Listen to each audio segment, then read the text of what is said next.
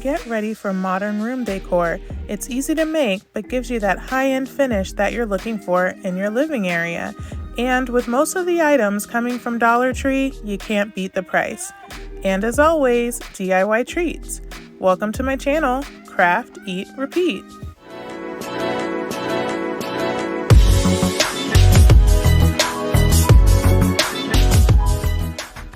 Hi guys, it's Aneka and welcome to my channel, Craft, Eat, Repeat. So today I have some modern DIYs for you. They fit right into that high-end look that you might be trying to go for in your home, and these were really fun DIYs to do, so I hope you enjoy them. If you're new here, welcome. Thanks for stopping by my channel. If you like what you see, please hit that subscribe button. Everybody hit that notification bell so you'll be ready when my next video comes out. And after the video, please be sure to head down to the comments. Let me know which one was your favorite, or just say hi and give this video a thumbs up. Okay guys, it's time to craft. This first DIY is one that I absolutely love. This is a wind twister from Dollar Tree. You get it from the garden section, and it has a string on it to hang from your patio, and then it twists and turns and makes really pretty decoration, but I wasn't crazy about this rainbow pattern. So I cut off the string and instead I put this dowel on it. Now this is just one of the long skewers that you get from Dollar Tree. They're in the food section and I'm not sure how long they are. They look like they might be about 3 or 3.5 feet, but I cut it off to about 14.5 inches, and I'm just going to glue it to that inside seam of this wind twister. So to give this a little of a higher end finish, I'm going to use this metallic gold spray paint to spray my wind twister in the skewer. Now while that's drying, I'm going to work on the base that I'm going to put it on. So I got this little craft box from Dollar Tree. I'm going to turn it over so that opening is on the inside, and I just put a little hot glue to secure it. Next, I'm going to drill a hole right in the middle. So for these large skewers, I ended up using a 3/16 inch drill bit to make the hole the right size. If you're using a smaller skewer that you might get from the grocery store, I think it was about a 1/8 inch drill bit. But you can just test it out and see if the skewer that you want is going to fit snugly into your hole. Now, I originally intended to spray paint this black with more of a gloss finish, but you guys, I could not find my black spray paint for the life of me. I'm pretty sure I'll find it as soon as I finish all these projects. But instead of using that, I ended up using this black chalk paint because it is what I could find in the moment. Now, if you use chalk paint or really even an acrylic paint, I would recommend going ahead and sealing this box because the chalk paint has a bit more of a matte finish, and I like that glossy look for the modern decor. So now I have my black box and my gold wind twister, and I'm just going to pop that right down into the hole.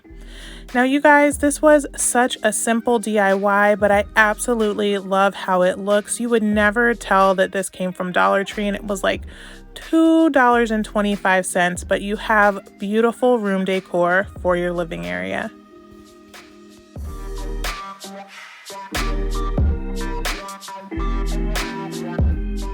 Now this next DIY is a fun one because you really get to use your imagination and creativity on it.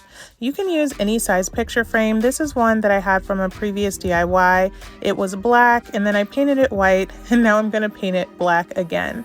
But any size you want will do. I'm going to use some skewers. These are just some skewers that I was using in my kitchen. And then I had a few just scraps of skewers that I had from previous projects. So I'm going to start by turning over my picture frame and placing some longer skewers so that they sit nicely into my frame. So I want this, when it's all over, to fit into my frame kind of like the glass would. So I want to make sure that I have a fair number of skewers that are going to sit right on that ledge and make sure my artwork stays in place.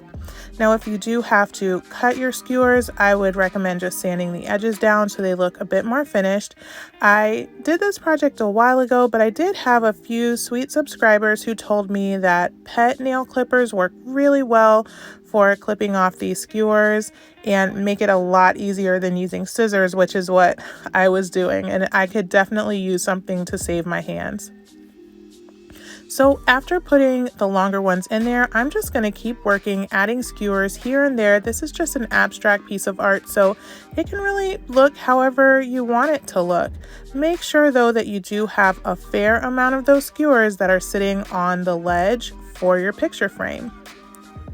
Now, I didn't want this to be too deep into the back of the frame, so once it was nice and stable and I felt like it would stay on that ledge nicely when done, I took it out, flipped it over, and continued adding pieces of skewers to the front of my piece of art. The other thing I did want to mention is you don't want to go too crazy with your hot glue. You don't want it seeping out because you'll be able to see that in the final project. And also, those little strings that you get with hot glue sometimes, you want to make sure that you're pulling those off as you go, because we're going to spray paint this and they'll just be way more apparent if you have a lot of those and then you spray paint them. So we're just going to use that same metallic gold spray paint to spray paint the front, back, and the sides of our piece of art. Next, because I didn't have my black spray paint, I'm going to use this black chalk paint again to paint my frame black.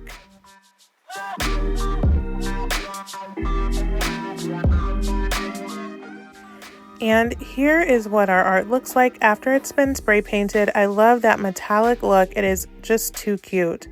So now I'm just going to place it right into my frame, and I'm going to hot glue those pieces on that we made sure were overhanging the ledge. Once again, you don't want to be too heavy-handed on the hot glue. We don't want it to seep through on the other side, but we do want to make sure this is nice and secure. And that's really all there is to this project. For a few cents and some scrap skewers that I had laying around in an old picture frame, I was able to make this completely unique piece of art, and it was really fun to put together. I love how this looks with all the rest of the modern decor, and I plan to make a few more of these in the future.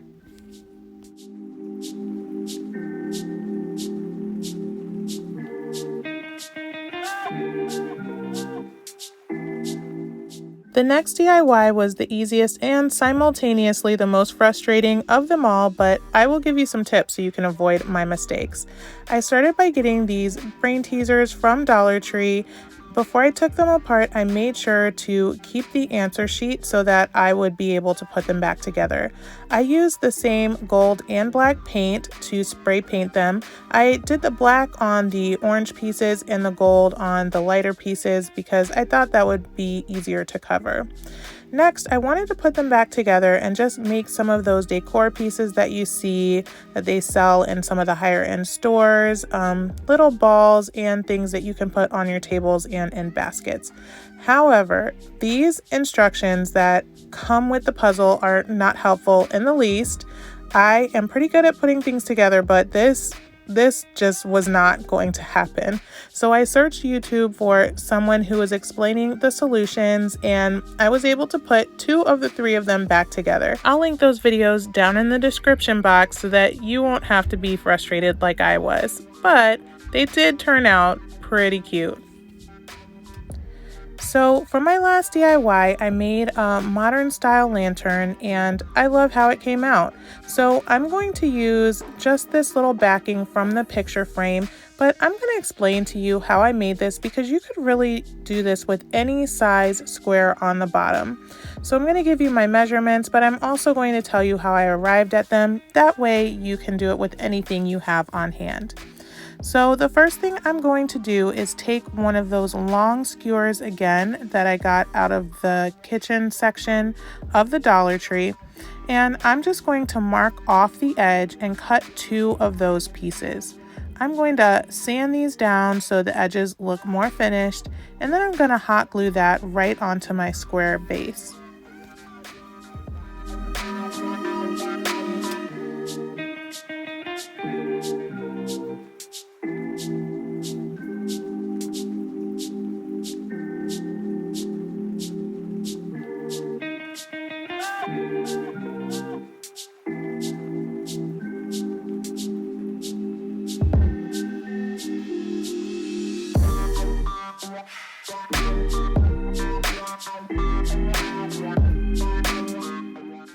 Next, I'm going to take another skewer and I'm going to measure that off as well. So I'm going to measure my original square base plus the length of the 2 skewers on the side.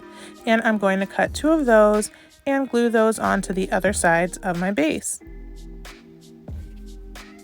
Each step of the way, I am going to lay my base down on the table before the glue sets so that I can make sure that everything is drying evenly and that my skewers are nice and straight. The next thing I'm going to do is grab a piece of paper because I need to decide how long I want my skewers to be, and I want them to be uniform. So I'm going to make a dot at each of the 4 corners of my base. And this is going to give me a good picture of the size of my base even after I move it. So what I'm going to do next is I'm just going to make a crisscross going right through those marks that I just made and making sure to extend out about an inch or 2 past the original dots. Once I have that completed, I'm going to decide how far out I want that diagonal part of my, I'm going to call it a jewel because I kind of feel like this lantern ends up looking like a diamond. So for mine, I decided I wanted it to have about 1.5 inches that it kind of leaned out of my base. So I'm going to measure off 1.5 inches. You could do 2 inches if you want it to be kind of more of a shorter, more drastic diamond, or you could do it a little taller if you want it to have a little less of a slant. Now what I need to do is mark off 4 pieces of my skewers on that outside dot. This is going to give me the length of my crossbars. I also decided for mine that I wanted to use about 8 inches for the top of my diamond, and for the smaller parts of my diamond, I cut mine to about 4 inches.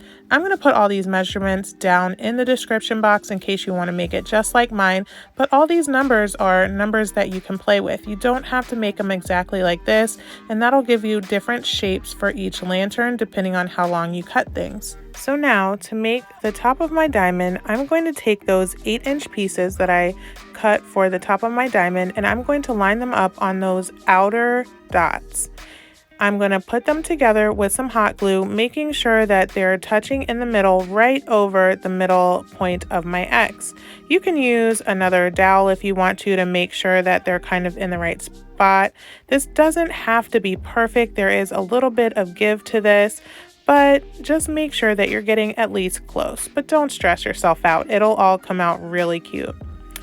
I'm going to add my next 2 pieces. So I'm going to add this 3rd leg to my diamond and I'm making sure that that is touching that outside dot. And then I'm going to put my 4th leg on there on the 4th outside dot. Now, once this comes together, they're actually pretty secure. The hot glue held really well and I was able to move this around with no problems at all. I did add a little dab of hot glue into that middle section on the inside. I'm not sure if I needed to, just wanted to make sure it was secure. Next, I'm going to place my base back in the middle of my little diagram that I drew and make sure that the edges are touching those original 4 dots. Now I'm going to take my 4-inch skewers that I used to be the little slanted parts of my lantern, and I'm just going to use another dowel on that outside dot, and all this does is it makes sure that all 4 of my diagonal skewers are going to be at the same angle. I did try this with just putting them on there without using the 2nd skewer, and this actually turned out to be so much easier and so much more accurate, and then when I put everything together, it was much easier to line everything up. So once I have all 4 of my diagonal skewers on there, it's time to add the crossbars. Now we measured this out and mine ended up being about 7¼ inches. Yours will be a different length if you have a different size base. So I'm going to add the 2 skewers on each side, and I just placed it right on top of those diagonal skewers, and then I placed 2 more right in between.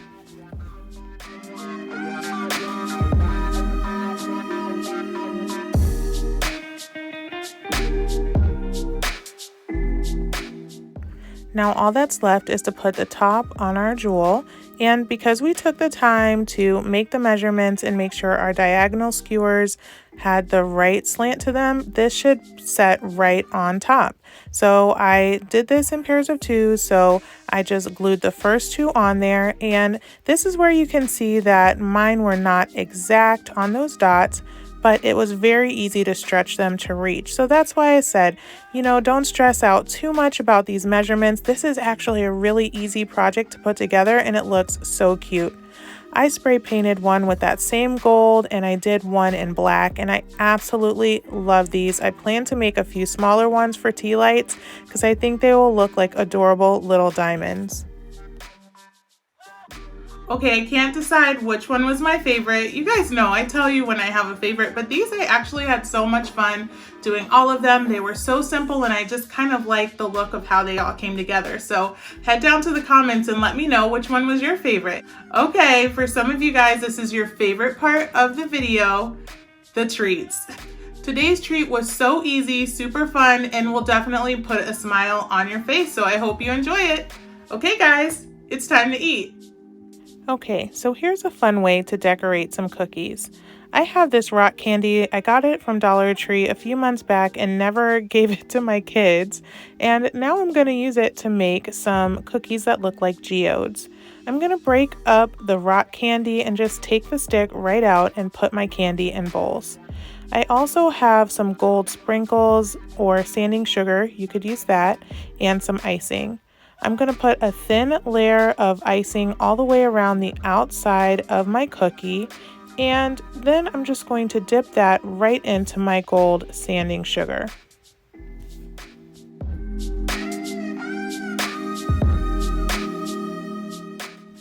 Once I have that in there, I'm going to add a little bit more icing right in the middle of my cookies.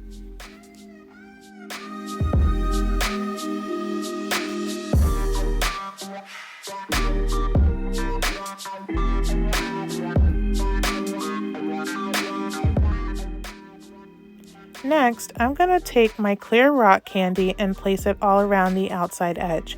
Now, when you're doing this, you want to make sure that you do have some of that clear rock candy, but whatever color you put in the middle can be your favorite color. It does not matter. So I'm going to go for this light blue, and I'm just going to add that right into the middle of my cookie. And I'm just going to put one little dab of dark blue. Now this looks just like a geode, which is perfect because I've been homeschooling my kids since we're all at home, and we've been learning all about rocks, and they got a kick out of these. They're so beautiful. I hope you enjoyed the DIYs I had for you today. Don't forget to head down to the comments and let me know which one was your favorite. Give this video a thumbs up if you enjoyed it, and subscribe if you haven't already. And I'll see you next time when we repeat it all again.